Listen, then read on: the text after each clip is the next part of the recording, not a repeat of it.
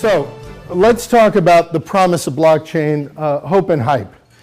So there's a copy of the book outside, and thank you very much to the sponsors. There's copies for everyone out there. Sometimes when I give talks, I'm told I can only show one slide, and I have to kind of talk for an hour. And that's pretty much how I generally try to pick the cover of my books. Fortunately, there's more than one slide in this deck. But if we had to talk for an hour about blockchain and its implications of what it might mean on a real-world application basis, I'd probably spend an hour talking about the cover. And the reason is there's a couple different things here. So the first is you see stuff's kind of on fire here. This is the Library of Alexandria. And this highlights what I think is probably one of the biggest promises of blockchain, which is a reduction in central point of failure risk, right? So Library of Alexandria, great store of knowledge in the ancient world. Caesar invades as part of the Alexandrian Wars. Some stuff catches fire, and probably about 500,000 rolls of papyrus burn. Everything's gone, knowledge gone, poof, right? One of the biggest losses of institutional knowledge probably in history, and on a relative basis, the biggest. Problem is that as the Ptolemaic pharaohs were gathering all the information, they collected everything they could. And so everything was in one spot. Now, blockchain reduces what's called central point of failure risk because it's really good for a distributed network, right? Aside from the cryptocurrency side, which I'll talk about for a brief few minutes here, there's also the application of its use as a database technology, right, as a way of sharing information across entities. Right now, most organizations, if you're engaging in transactions, you probably have all of your information in one central place, and that presents central point of failure risk. This is similar to the notion of a single point of failure, right? If we think about a single point of failure, which many people may be familiar with, this is like if you have a power grid, and if the transformer on your corner goes out, the entire grid goes down. There's weakness at a single point. Same thing's true with the internet, right? If one node goes down, the whole system fails. A central point of failure risk is like that, but the failure risk exists because everything is in one spot. So that's part of the blockchain component. That's one of the biggest risks. We'll talk about the flip side of that and why cryptocurrency is blockchain the thing that saves institutional knowledge? Is it the thing that burns civilization down? Or is there also a limitation to it, which is kind of alluded to by the chains that frame the image, which are ones and zeros, which are binary code, which is an allusion to the impact that quantum computing could have on blockchain and all encryption moving forward. So I'll talk about that a little bit later in the deck, but let's start with the blockchain basics, right? I'm sure many of you have seen this. There's kind of three parts to it. Blockchain takes individual transactions or records. They're collected as part of a block. They are processed as a block, and they go on the chain. The technology behind this, there's a cryptographic matching of hash problems, and there's a competition to this, and there are redemptions and rewards for this. But the important part you need to know is there's a record. It's processed, it becomes part of a long chain. This chain is permanent, the chain is distributed. Works really well in a distributed network, which is like the network on the left. On the right-hand side is a non-distributed, a centralized network. This is the Library of Alexandria buying all the scrolls of papyrus of everything it can find in the ancient world, putting it all in one spot to burn. The one on the left is a distributed network where you may have parties or counterparties dispersed over various regions. And so when you have a distributed network, you don't necessarily need to go through one place in order to enact a transaction. It can increase the efficiency and the speed with which transactions can happen, and those are some of the positive benefits. In a network that's distributed, it's broken out into individual nodes. And so these nodes in the distributed network are where you can receive the ledger and can be parties that also put transactions on it or solve the hash problems. So that's the rough part of it. For the technology, in essence, a few takeaways. As board members, number one, unless you're on the audit committee, you probably don't need to know much about your accounting software or the software you're using in your supply chain. If you do not know anything about the current software and you can't speak at length about the benefits or problems with SAP code, then probably blockchain isn't going to be something that you deal a lot with, because one of its highest value propositions is in record keeping and in transactional records. The other thing is, and I'll talk about industry use cases, is in a supply chain framework. Now, one of the areas that, even though we think this is database software, this is accounting software, right? That's what this is. The reason it's gotten so much attention is because of the cryptocurrency stuff, right? There's a phrase among folks in the crypto world, when moon, when Lambo, which was when you created a new currency, when would it go to the moon? In other words, when would its value increase by 10,000% so that I could go buy a Lamborghini? When moon, when Lambo. And that's why it's gotten so much attention, because of the cryptocurrency side. So let me talk for a few minutes about the economic justifications for cryptocurrencies. There's a philosophical discussion about it. Let's talk about the argument, right? You could look at central bank balance sheets. What you've got here, we got 4 examples. They all look similar because after the financial crisis, they all expanded greatly. The Bank of England, the European Central Bank, the Bank of Japan. You can see how the assets on their balance sheets has increased many-fold. And these are the ETF holdings of the Bank of Japan, because they've also been buying J-REITs and ETFs in the equity market. So there's a number of entities where on the Nikkei, the Bank of Japan is one of the biggest holders of shares. So this is part of the argument. You go, well, the Western financial system, you've got some issues. Central banks are doing this kind of stuff. They're printing money, they're buying assets. It's weird. You look at the Fed, same story. The Fed is up on the left, even though we're seeing now the reduction, the quantitative easing reduction now, the quantitative tapering, where you're seeing the reduction. It's been very minimal compared to the move from less than 100 trillion, or now we're at 4 trillion. So from 800 billion, we're now at close to 4.5 trillion for the Fed's balance sheet. And on the right, you have the national debt, which right now is around 21.2 trillion. So if you were, politically inclined and you were libertarian, you drew on Austrian economics, right? Hayek wrote a piece about token currencies back in the 70s, lauding the fact that token currencies could be much more useful and reliable than what you get from central banks, because throughout all of human history, there's always been a move to devalue currencies. And, plus ça change, plus c'est la même chose, right? It's always been, it'll always be. So you can always count on central banks to devalue their currencies. That's what we're going to see. And look at the debt situation. And of course, he was writing just as Bretton Woods, the sun was setting on that in the early 70s. But the story could be told now, and you go look at the financial crisis. Look at the central bank balance sheets. Look at the national debts. And we're not even talking about entitlements, right? Now, this is based on CBO data. This is from the Heritage Foundation, but it's based on all the CBO data that's out there. This is a few years old. And based on the calculations with the CBO data, if you look, 18.1% of GDP is what government revenues are. By the year 2030, that was estimated to be equal to only entitlements and interest on the debt. No military, no IRS, thank goodness no IRS, but no anything else either, right? So this is a huge problem. And by the way, this is before interest rates went up and before we've seen a continued acceleration in the debt. So this poses an issue. So is there an economic argument why it works? Well, yeah, there is. Is there a reason to be skeptical about fiat currencies? Could there be problems? I mean, stuff doesn't look great. However, there are huge problems with cryptocurrencies.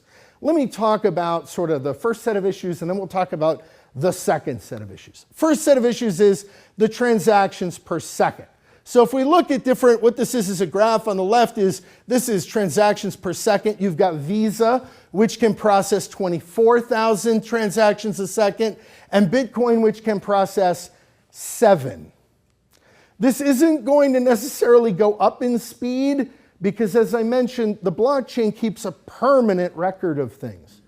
So over time, it gets bigger. Right now, it's between 125 and 150 gigabytes. Depending on your internet connection and the power of your computer, this might take you a day to download. This is a really big issue, and that's, you haven't even processed it, you've just downloaded it. It's only going to get bigger because everything on the chain is permanent.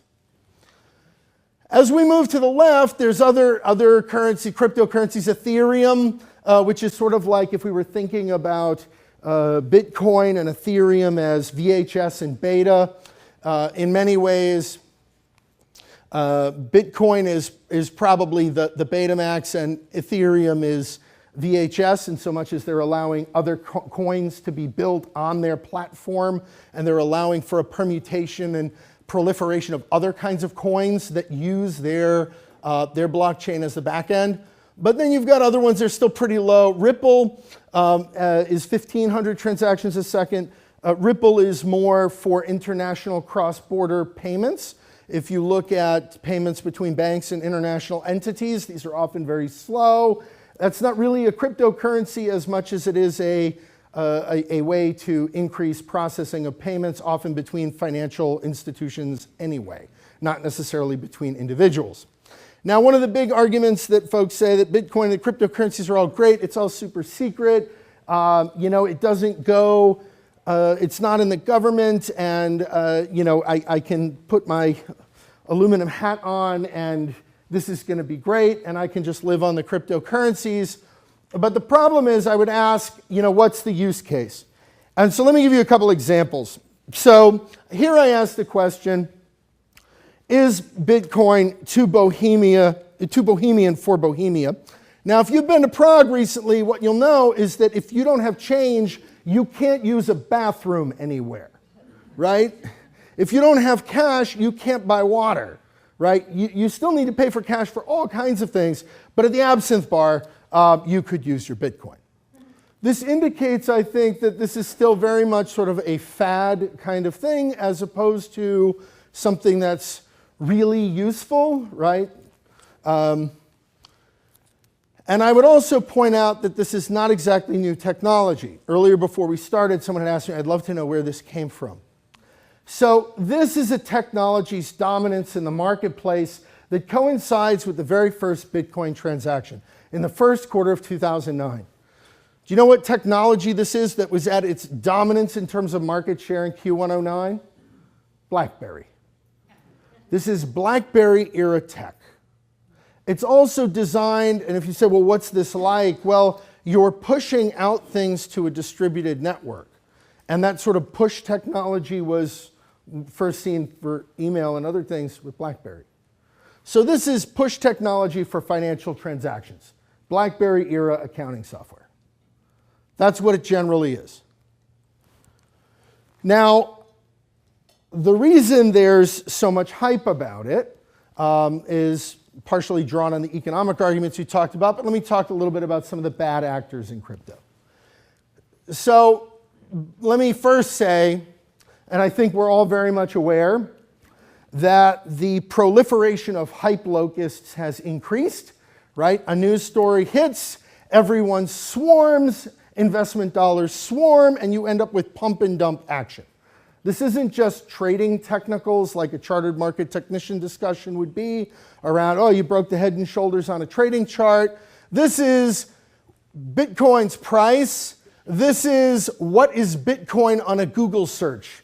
They match up pretty close. If we were to write, like, this is a real thing, right? This is part of the deal. The other thing I'd point out is that a lot of institutional investors, folks who, pension funds, investment funds, hedge funds, private equity, have been increasingly investing in research that is based on social media activity and media activity in general. So if you end up with a spiral of activity, this creates a buy signal. That buy signal also gets reinforced by trading technicals, and now you get a massive surge. Also, as there was lack of regulatory clarity, folks became quite excited at the prospect that you could raise money just on an idea. This is like crowdfunding on crack. And so this is the process. This was the established ICO roadmap. An ICO stands for an initial coin offering. like an IPO, but you're giving people digital Disney dollars, which we'll talk about in a minute, for a Disney World that hasn't been built yet. So you have an idea. It's kind of like a digital Groupon, but you have an idea. There's research. You write a white paper. You launch your ICO. When Moon, when Lambo. Right? When am I going to be able to cash this in? Now, some of these are based on real ideas and real businesses. Many of them are not. There's been a massive crackdown on regulatory in the last 12 months on this. I'm happy to say the Texas State Securities Board has been one of the most aggressive in cracking down on this. But you've also seen criminal charges from the FBI and elsewhere. So the ICO roadmap, this is sort of incomplete. This is actually the rest of the roadmap, where after you're launched, then there's like SEC subpoenas, prosecution, trial, conviction, and prison, right?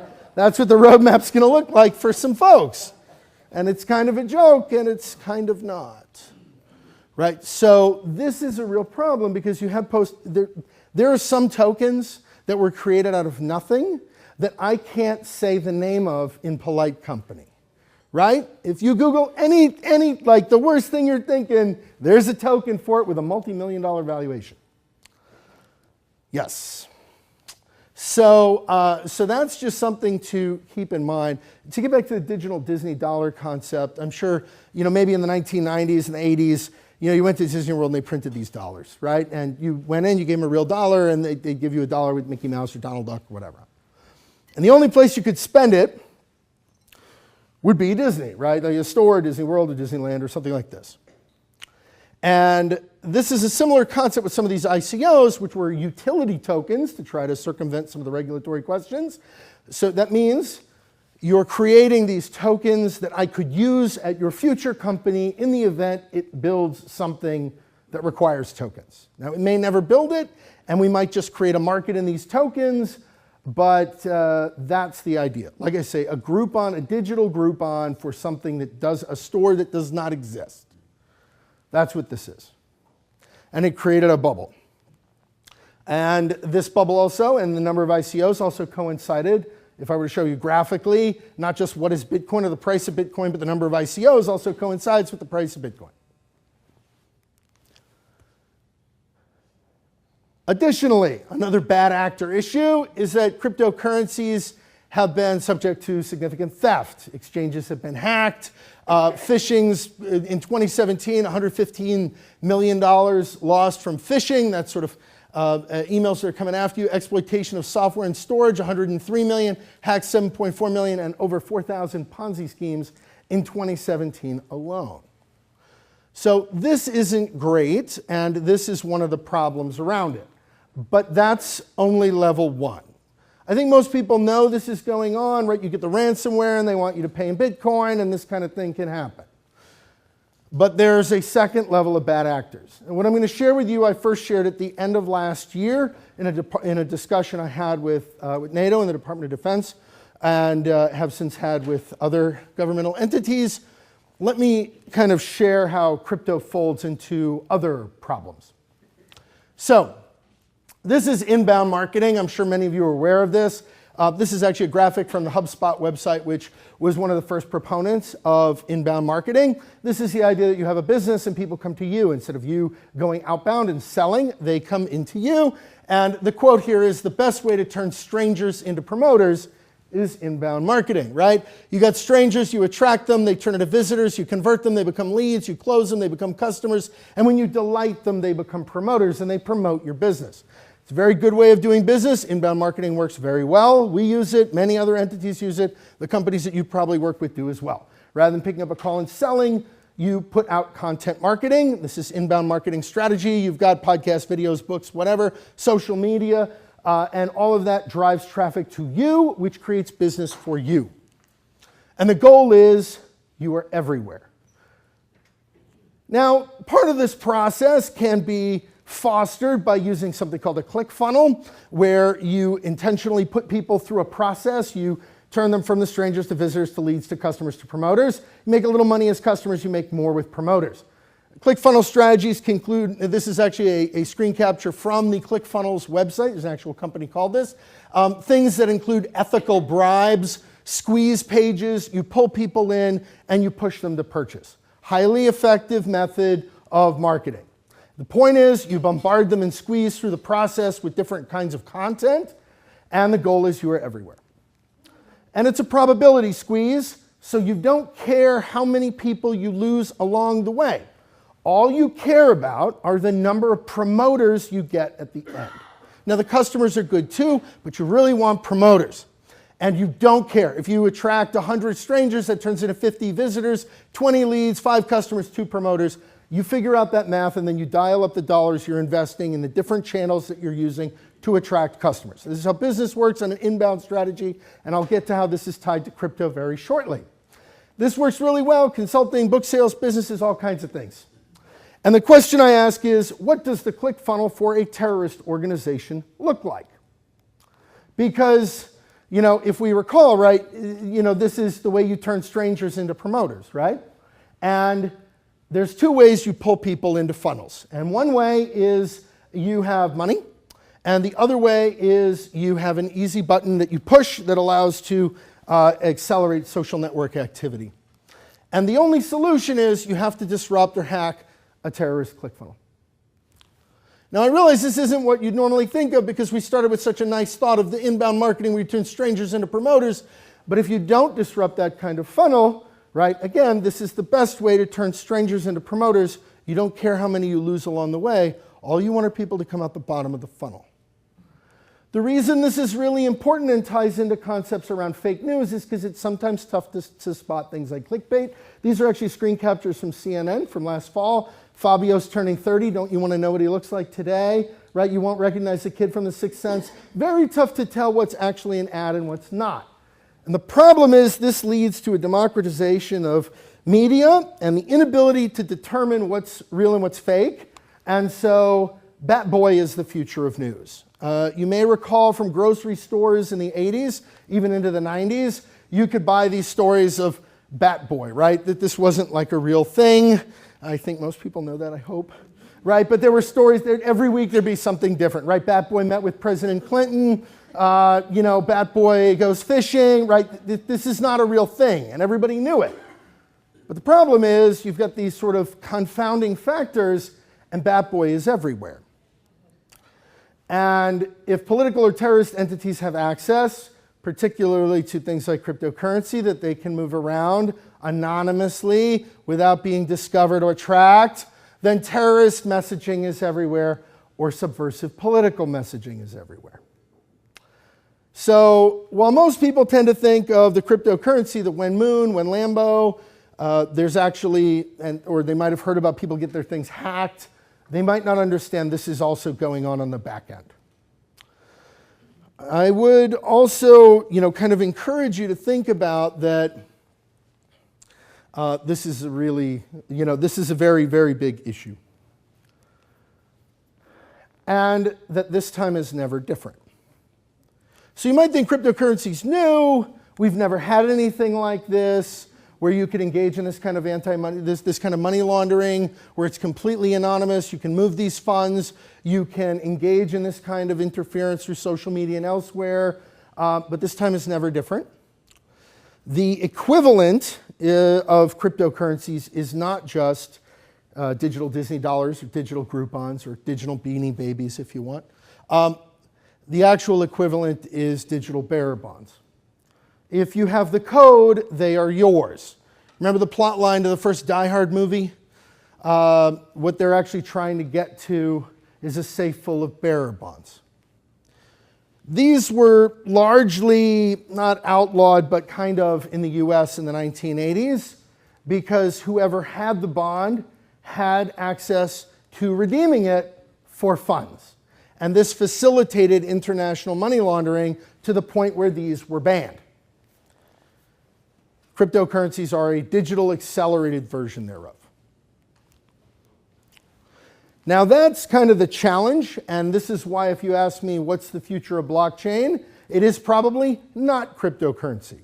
And the reason is, if we've killed it before, we'll kill it again. And there are a lot of entities that are very concerned about its use. The last thing I'd say on this topic is that there's also talk around the campfire that potentially the Bitcoin bubble and the cryptocurrency stuff may just be one giant psyops against Western financial institutions. In other words, it is a psychological operation, a bubble funded by certain dollars to make people believe those initial libertarian arguments that, well, there's some problems with financial institutions. Here's this bubble. Clearly, we can't trust the Fed or the government or money, and it's all garbage. You can't buy that kind of skepticism, or perhaps you can.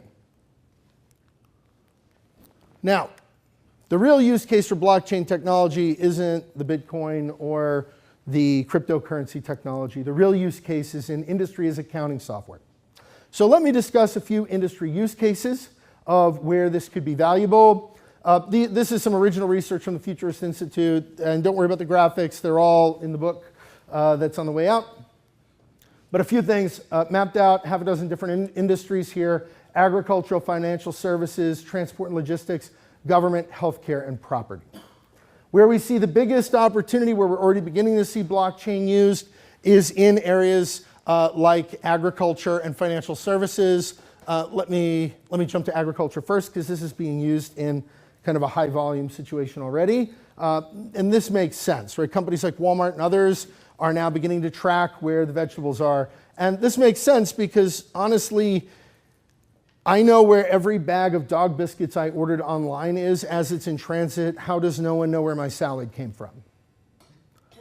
Right? And so from an E. coli risk standpoint, from a food waste standpoint, there's all kinds of reasons to be engaging in food safety and agricultural supply chain monitoring, right? What blockchain does is allows for a permanent record of transactions. What it does not do is guarantee that anyone participating in a transaction is behaving in an ethical fashion. What it does allow you to do, though, because you have a permanent record, is to go back in time and figure out if something went wrong, where it may have gone wrong. But again, it doesn't guarantee everyone in the process is doing what they say they're going to. Financial services, trade finance, B2B payments, these are probably pretty likely. Transaction monitoring and tracking and review, audit uses, P2P lending. These are high value uses. ICOs are still here. These are considered sort of 2x2 matrix. High potential to implement, high potential to impact, low potential to impact, low potential to implement. So if we look across financial services, we do see these high value use cases. ICOs are eventually probably going to shift down over to here as they come under further pressure. Both the BIS, the Bank of International Settlements, as well as the IMF, have issued very strong concerns about cryptocurrencies and ICOs in general. Agriculture is high up on the right. Transport and logistics is probably the biggest area.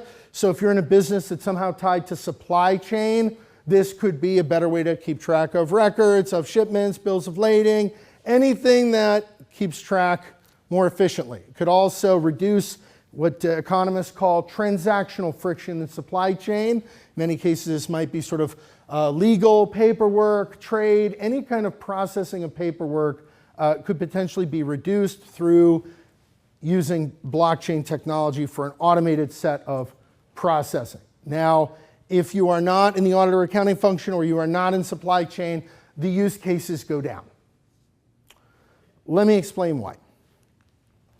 So let's talk about property, first of all. Everybody talks about, oh, we're going to buy and sell houses on blockchain, real estate's on blockchain. Let me remind you, this is a permanent ledger. You know where most people are going to, most of you probably, when you bought your homes, you did the entire paperwork process for your home was probably at a title agency. The reason is because the paperwork is distributed and titles aren't always clean, which is why you probably also bought title insurance, which is why a property blockchain is much less likely. So this is a problem. You could have a land registry. That could be something, but that's the first and required step to engage in any transactions about property on a blockchain, because it's permanent and you can't unwind the trade. This also is something to consider when It's different if you have companies moving large cargoes of dry bulk or auto parts or something else, and they're doing regular shipments, transactions all the time. Buying and selling property is a very high value activity, especially proportional to people's net worth, and it's a very infrequent transaction, and the paperwork is scattered. So before you can get to any of that, you really need to start registering where the property is before you can do anything at all. The other thing that's kind of a low to mid potential thing is leasing. Sure, you could have blockchain leases, but maybe using DocuSign is good enough. It's not necessarily going to give you any benefit to put it on a blockchain. You don't have to use the more complicated solution that has bloat, can't be amended, it's permanent. You don't always need a blockchain to solve the problem you're trying to solve. You can, but look, in my business, I do forecasting. Excel doesn't do it for me. And I analyzed different kinds of statistical software packages when I was making the decision. I looked at SAS, I looked at Stata, I looked at MATLAB, and SAS and Stata were kind of the two that I came down to. SAS is 10 times more powerful than Stata. It's also 10 times more expensive. And Stata was much more powerful than even I would need for the analysis that I generally do. So why would I go with the more expensive, more intense, more powerful option that I don't need at all? And that's important to also think about blockchain, because people are still caught up, the hype locusts are still swarming about the when Moon, when Lambo, 10,000% returns, this is going to be everywhere, and there's a lot of lip service paid to it. But the truth is, in many use cases, it doesn't make sense. You're not going to have specialized programming or costs, and if you can never unwind it, it becomes a really big problem. Another area where we see overstating, now in government use, there's some areas where it's going to be probably quite valuable. Government procurement, government spending, tax payments, government audits, that's very good. You want to have better records, you want permanent records, you want to know how money is going in and out. This is going to be very helpful for a yellow book audit. Perfect, wonderful. You know what you're not going to have? Voting or an identity registry. Aside from sort of the legal or constitutional or privacy issues involved, let's play a Kafkaesque game. Let's imagine that instead of the national identity registry we already have, which is Social Security, let's say we put everybody on a blockchain. And let's say someone fat fingers a number and says, I'm dead. 51% of the folks in the network click a button and say, I'm dead. I have now suffered death by blockchain. It's a permanent ledger. I wake up tomorrow, my phone doesn't work, my property's been transferred, my bank accounts are drained, my credit cards are all canceled. I don't exist. And it's digital. It's not like there's anyone I can call or any kind of process. It's permanent. They can't create a new transaction, a new record on another chain that says I'm now a baby and I'm born again into the system. I'm dead. It's done. It doesn't make any sense. You already have Social Security. The record keeping already works. It's done. And by the way, if you're accidentally declared dead, that's already complicated enough, but there's no process here for getting out of that. Healthcare, again, where is this going to be used in healthcare? Pharmaceutical supply chain, yeah, I want to know where my drugs came from, that these are the right drugs. There should be a record of that. That sounds probably proper. Also payments, yep, it's sort of an accounting thing. That sounds right. Healthcare records and identity, like there could be some reason there, but I don't think that's an early adoption. But things like clinical trials, probably not, right? You're looking at a small number of people in a clinical trial, data shared between a few number of people. You can probably keep that in an Excel spreadsheet and it will be sufficient. You don't need the clinical trial data locked in a blockchain. Doesn't make sense. And by the way, along those lines, I would highlight one other risk that most people don't think of. And it was actually, I did the NACD cybersecurity certificate, which I thought was great. And one of the big takeaways that I took from it was the concept of attack surface, right? So let's discuss this for a second. When you have a central data, you have a central point where all the data is kept, all decisions are made, all financial transactions happen. If the data gets out there, you know it probably came from a handful of computers or a certain number of limited people who have access in a certain room, right? Those are the finance guys, the finance data leak, did somebody in there. What happens when all the data is now distributed across the entire network? Well, now your attack surface from a cybersecurity standpoint has greatly increased. There's a lot more places you could attack, there's a lot more places data could leak, and it could be a much bigger problem to track down where the issue came from. So that's also a trade-off, not just the bloat or the cost to process or the energy consumption, which for Bitcoin already exceeds, I think, the annual energy consumption of the entire country of Switzerland. But you've got other problems. Now, technology is, as is often discussed here at NACD, a going concern issue. It's part of the reason I founded the Futurist Institute. We have a number of courses on different topics of technology, future finance, future data. Our next course coming is on quantum computing. It'll be out next week, which is also coinciding with the release of my next book, Quantum Computing Nouveau, which brings me to the last point about blockchain. So folks look at this as a panacea of cybersecurity, of cryptography. It'll never be broken. But we're 5 years or so away from quantum computing, and once that happens, this stuff could be cracked open like an eggshell. This time is never different, which is why I said computing nouveau. It's a new kind of computing. But the other thing I'd tell you is that the normal computing programming that we all use in a classical computer that uses binary code could likely be cracked, blockchains as well. This isn't perfect. But the good news is that all the bad actors and mobsters and spies and other nefarious folks working in the dark web that are using crypto and think, I'll never get caught, will. So just something to consider. That's a longer discussion for another day. Disclaimer, I'm sure you're all going to read it diligently. But I think we're close to time. I'll be around for a few more minutes. Thank you all very much.